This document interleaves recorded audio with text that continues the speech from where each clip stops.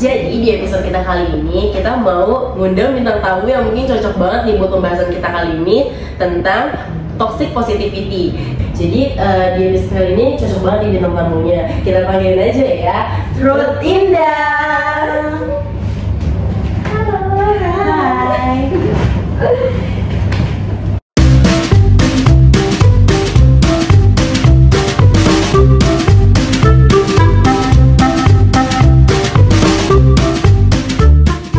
Apa kabarnya nih? Halo, baik banget nih hari ini. Gimana tadi perjalanan pas menuju ke sini? Tadi lumayan macet sih di perjalanan. Iya, banjir ya. Oh ya, Kak Indah nih, kan kita kan mau ngebahas soal toxic positivity nih ya Kak Indah. Terus kalau menurut Kak Indah sendiri itu toxic positivity itu apa ya?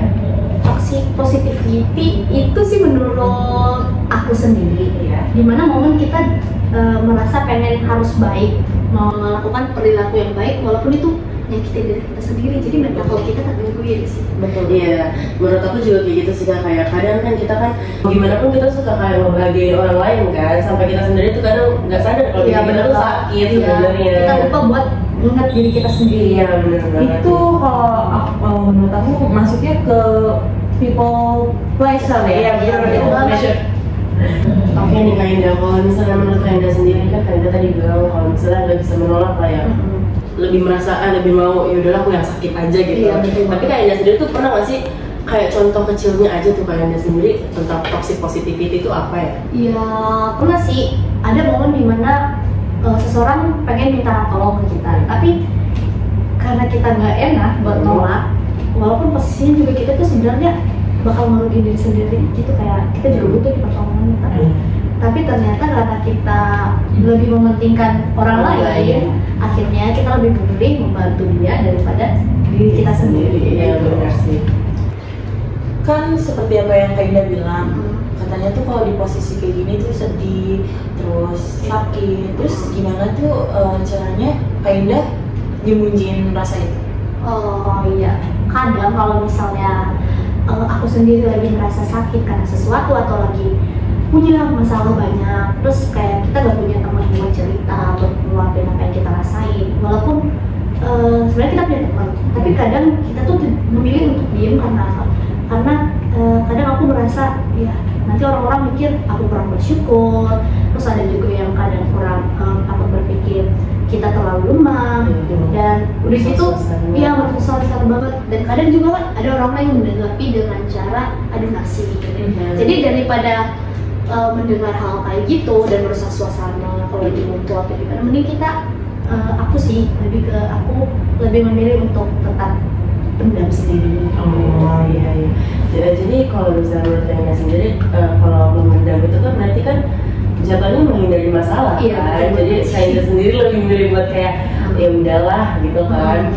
Tapi Kak Indah sendiri tuh pernah nggak sih ngerasa kalau misalnya yang lain tuh harus ngertiin perasaan Kak Indah juga gitu?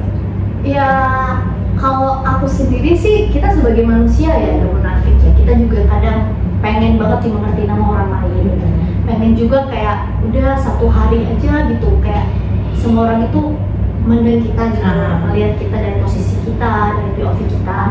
Tapi kenapa aku sih memilih kayak udah nggak usah dipikirin, nanti juga beres sendiri gitu. Jadi gimana ya jelasinnya sebenarnya? Nah Kak Indah kan tadi Kak Indah sendiri bilang kan kalau misalnya Kak Indah cerita tuh kadang bahkan orang tuh suka nganggapnya soal nanti mereka bakal adu nasib lah atau apa gitu kan. Tapi dari sepengalaman Kak Indah sendiri nih, biasanya tuh orang yang merespon dengan adu nasib tuh kayak gimana sih Kak Indah? Iya sih, aku pernah punya pengalaman yang seperti itu, kayak akhirnya karena kita lebih berdamai sendiri, akhirnya mencoba berani buat cerita ke orang lain. Nah ada satu orang yang merespon aku tuh kayak udahlah, kayak ngomong kayak udahlah masalah kamu tuh masih berapa, masih banyak orang yang merasa kamu mah masih mending lah aku gitu kan. Dan malah itu paling gimana bikin mood gimana ya? Iya kayak jadi malu buat Jadi cerita. males ya, kayak benernya kan kayak aku tuh pengen cerita biar aku lega, tapi ternyata orang sekarang tuh kayak gini ya, malah jadi nasib gitu.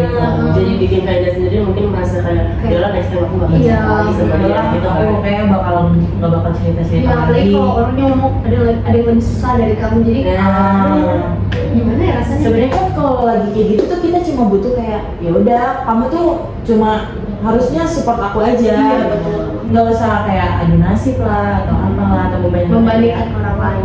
Iya, makanya kadang tuh orang yang toxic positivity tuh kayak lebih butuh orang yang mungkin ya pendapatnya tuh kayak gitu, kayak ya kamu tuh ya nggak apa-apa, bukan yang malah kayak udah masalah kamu masih kayak gitu kok. Iya benar. Masih Kayak ada ngejudge lagi gitu yang ya. Iya, harusnya nggak kayak gitu kan. Sebenarnya kita tuh cuma bukan kayak gitu kan.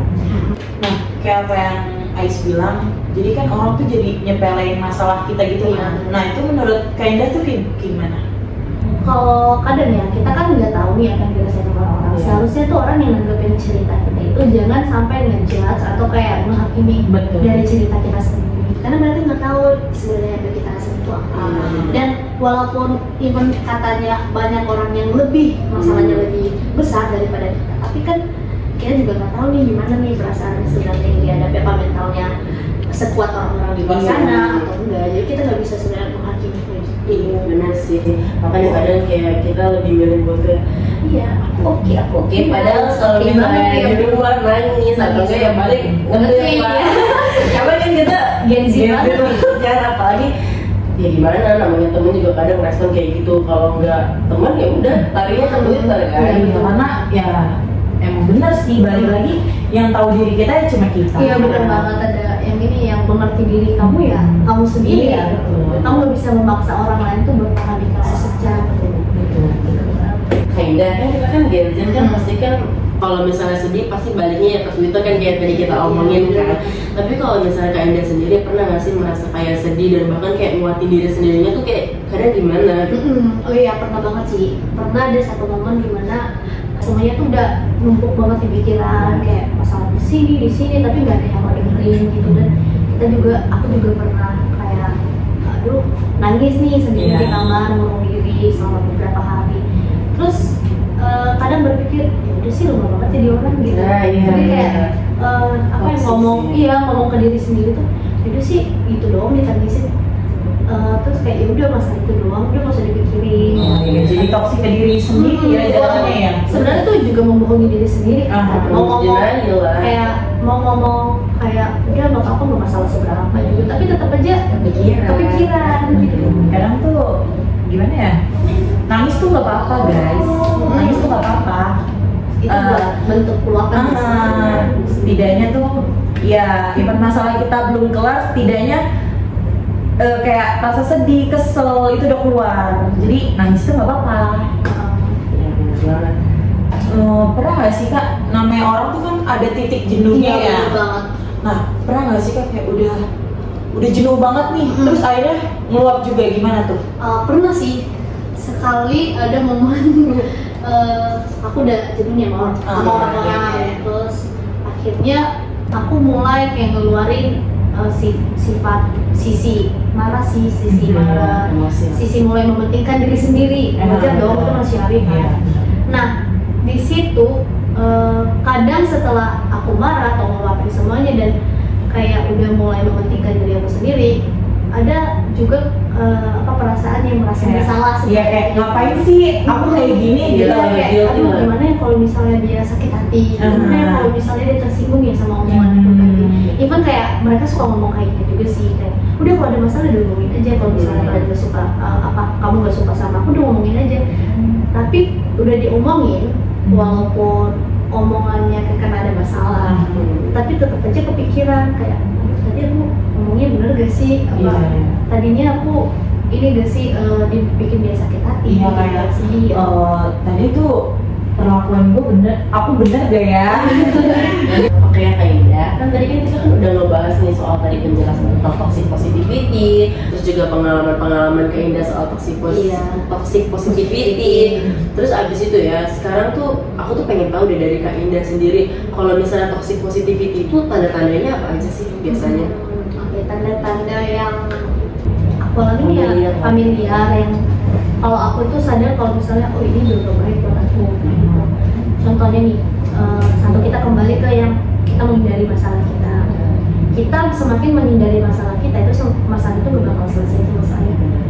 Dan itu semakin lama kita menunda, rasa sakit dan rasa memikirin masalah itu juga makin ini gak sih makin lama. Iya, betul. Nah itu terus kedua, ketika kita sudah mulai di titik jenuh gitu, contohnya yang tadi tuh menutupin kesedihan. Semakin kita nutupin kesedihan sama aja kita membohongi diri kita sendiri, betul, membohongi perasaan kita sendiri. Kayak kita berusaha baik-baik aja tapi sebenarnya nggak baik-baik aja. Ya kalau kita nutupin kesedihan kita, kayak menyangkal soal perasaan kita, kayak benar-benar itu bikin kita sakit sendiri karena itu membohongi perasaan kita. Nah itu di mana juga kita kalau misalnya meluapkan emosi, terus akhirnya kita ketika meluapkan emosi malah ada perasaan-perasaan yang malah kita yang merasa salah ya. Harusnya orang tersebut yang salah ke kita, tapi karena kita udah speak up atau ngomong ke dia kalau kita itu sakit hati atau gimana, ujungnya yang merasa bersalah juga kita sendiri. Tapi kadang kita merasa bersalahnya juga karena respon mereka sih. Entah mereka yang gaslighting, manipulatif, itu bahkan makin bikin kita tuh mikir kayak apa aku yang salah kali ya, kayak gitu yang berlebihan kali ya. Jadinya di situ kita bahkan kayak udahlah next time gue akan cerita lagi. Dan percuma juga sih kalau orang-orang ngomong kayak udah kalau ada masalah diomongin aja, udah kalau nggak suka diomongin aja. Percuma gak sih kalau misalnya ujungnya mereka gak seperti. Benar. Makanya kadang kalau dibilang kita tuh lebih milih untuk menghindari masalah, sebenarnya kita tuh nggak mau untuk mencari ribut satu sama lain kan. Jadi lebih baik ya udahlah, better kita yang sakit dianya udah. Karena kita ngerasa kadang tuh kita ngerasa kayak beda masalah juga pasti bakal selesai. Iya benar. Makin kita omongin malah makin ada masalah ya sih. Karena seorang yang dengerin itu tidak menerima dengan baik itu dengan baik, malah adanya nimbul masalah lagi. Iya, masalah baru. Bener sih, apalagi belum lagi omongan dari dia ke orang lain kayak gimana. Iya, kadang kita merasa kayak aduh jadi salah ngomong nih gitu. Tapi yang harusnya A jadi B gitu.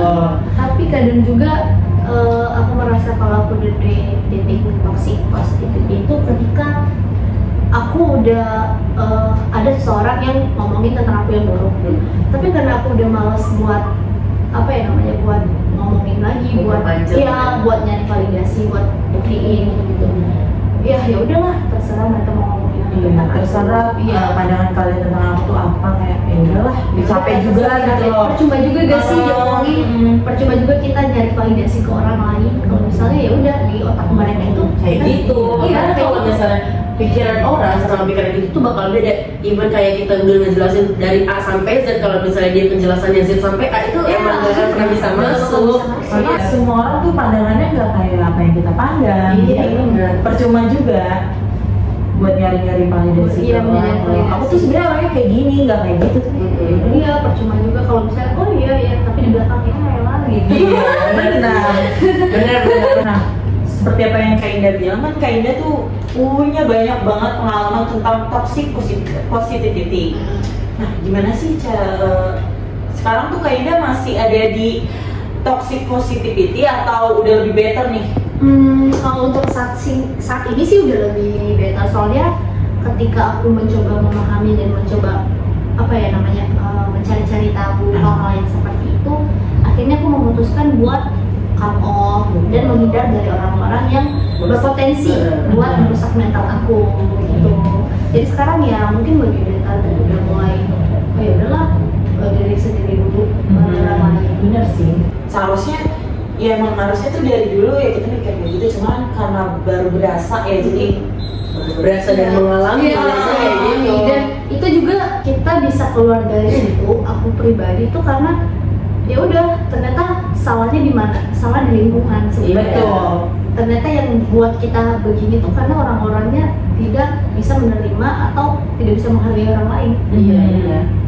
Kadang orang yang nggak bisa menghargai masalah orang lain atau bahkan kayak menyepelekan tuh sebenarnya emang bikin gerogotin diri kita sendiri. Apalagi karena kita kan ya namanya manusia lah ya, nggak munah, kita tuh butuh temen sebenarnya kayak buat cerita masalah kita. Kalau misalnya respon mereka kayak nggak enak, ya mau gimana, masa kita terus-terusan sama mereka, apa kita nggak yang gila kan? Tapi untuk sekarang udah di cut off kan, orang yang menurut Kaida tuh berpotensi atau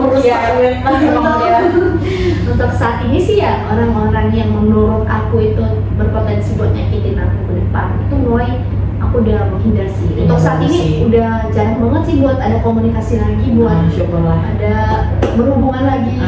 Bagus. Setidaknya ya beberapa, walaupun gak banyak kan, tapi setidaknya meminimalisir sakit hatinya diri kita sendiri. Walaupun kadang kalau misalnya masih sedih tentang pasangan, kadang kita masih diri sendiri.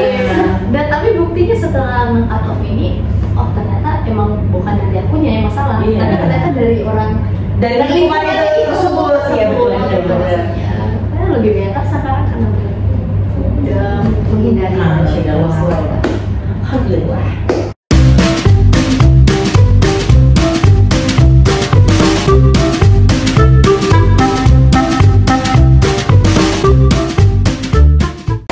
Oke nih Kak Indah, tadi kan kita udah ngebahas soal penjelasan toxic positivity, terus habis itu pengalaman Kak Indah sendiri, terus habis itu tadi juga kita ngejelasin tadi tanda-tandanya kan.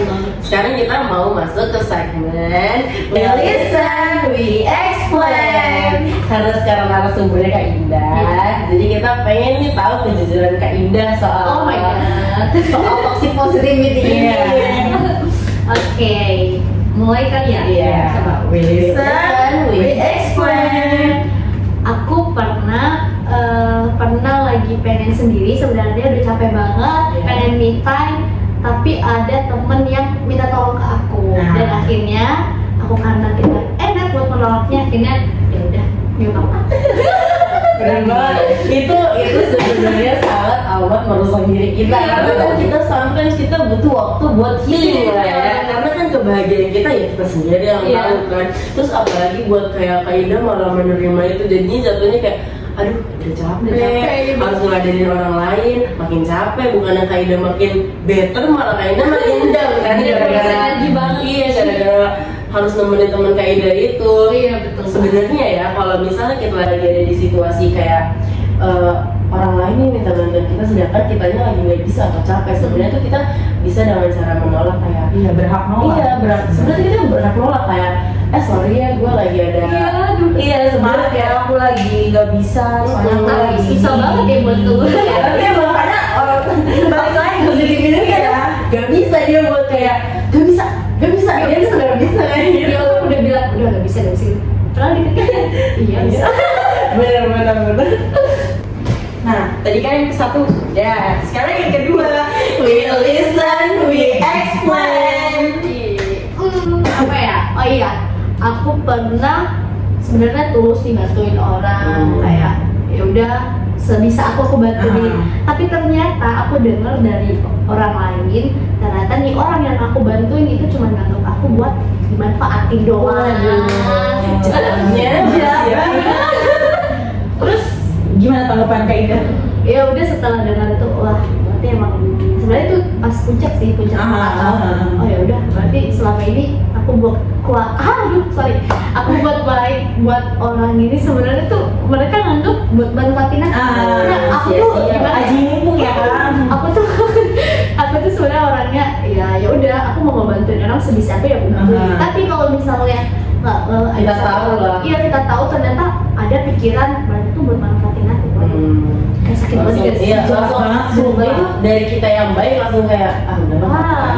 Tapi pernah kayak aku jadi nyesel deh ngelakuin kayak gini. Kalau nyesel sih enggak ya, mungkin juga kayak sisi kemanusiaan juga kayak kita, oh ya udahlah, mungkin juga dia orangnya kayak gitu ya. Mungkin orangnya dia juga kayak gitu, mungkin ajaran dari rumah kali ya. Soalnya rumah itu kan ibarat kata nih sekolah pertama ya. Iya, mungkin ya udah ajaran dia di situ. Kalau misalnya ada orang yang bisa bukan dimanfaatin sih, yang baik banget, ternyata ya udah buat dimanfaatin aja. Jahat banget sih orang kayak gitu.